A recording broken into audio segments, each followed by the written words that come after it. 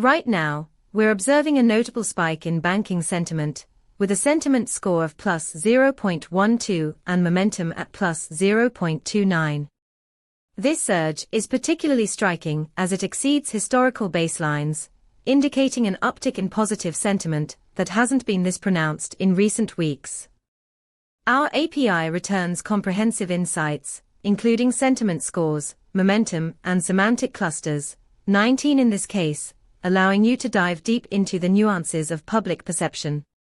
Imagine you're building a risk assessment tool. You could integrate this data to dynamically adjust your models based on real-time sentiment shifts.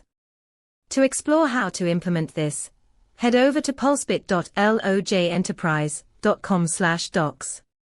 Let's harness this momentum together.